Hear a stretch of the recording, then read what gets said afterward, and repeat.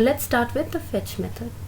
It allows us to fetch data from an external file or an external URL.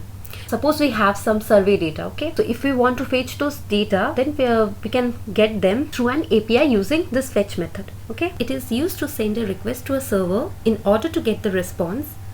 Also, you can say that it can be used to get the data from a server or to send data to the server, okay? So after calling the fetch method, we should check the response from the server. And the response contains the data that was requested and can be used to update our web page or create a new web page, okay? Now, the most common way to handle the response from the fetch method is to use a promise object, okay? A promise object is used to handle asynchronous requests and can be used to get the response from the server, okay? Now, before we jump onto our promise object, we'll look into the term asynchronous request. Okay, we have already gone through it in our previous episodes, but for the time being, we will have a small recapitulation about this term. Okay, so let's go ahead.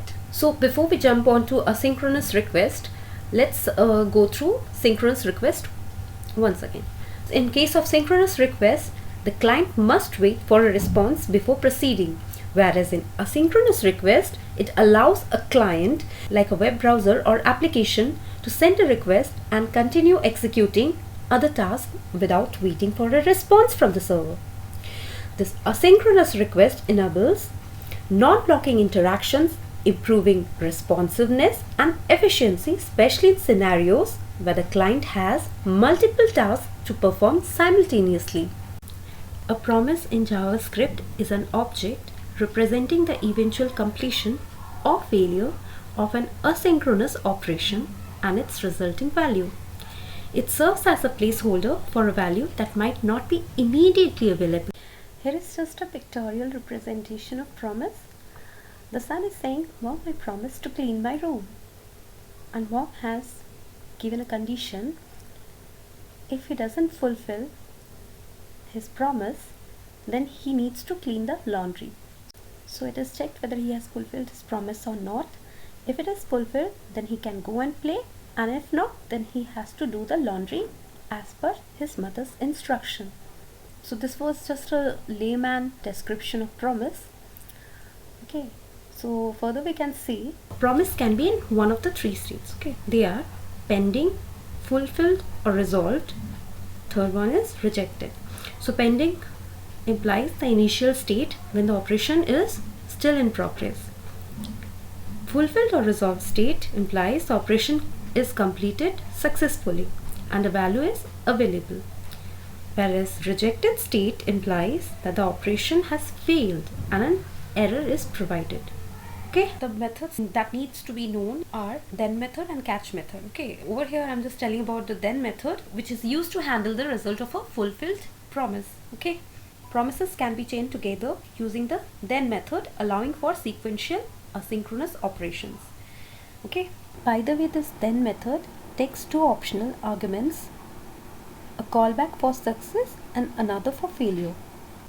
And the catch method is generally used to handle rejected promises. Okay, we are going to use fetch to grab some comma separated value data. Okay, and that data will definitely going to be pretty messy in real life problems.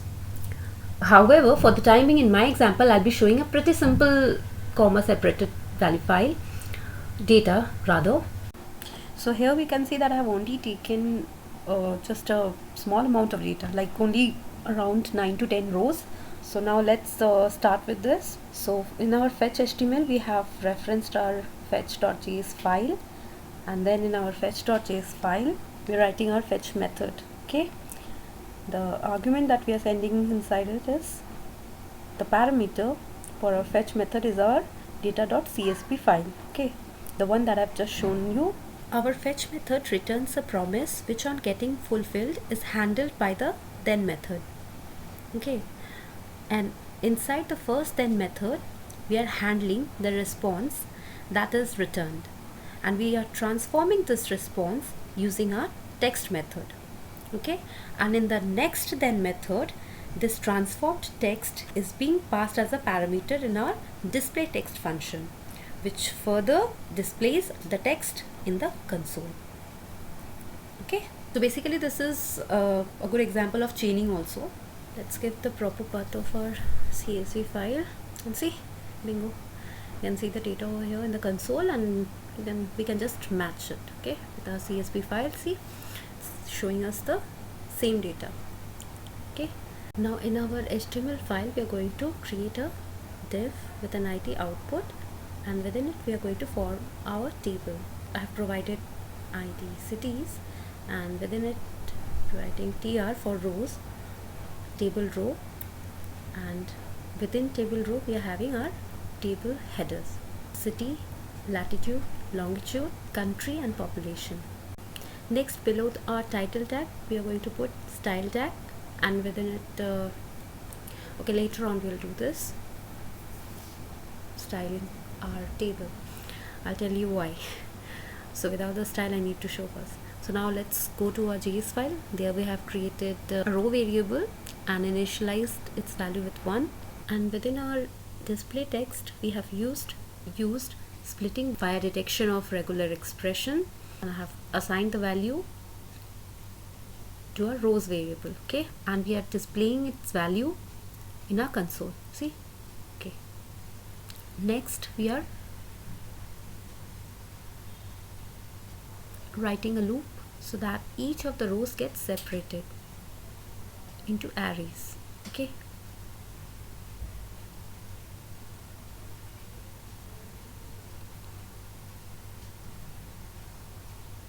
and we are assigning each of the values from our row into our city variable and also our latitude variable. Meanwhile, we are also forming our table row variable. This is basically forming the structure for a table that's going to get displayed in our web page. Bingo, this is our output. Okay, now as I said, without the border it's not looking that good, so the styling portion that we have left that time, they will go and we'll put our styling over there. Okay, so we'll just put the border for a th and td element, border as 1px solid black. That's it. See, now it's having a proper look. Okay, so that's all for today. Let's meet with a new topic in our next video. Till then, happy coding.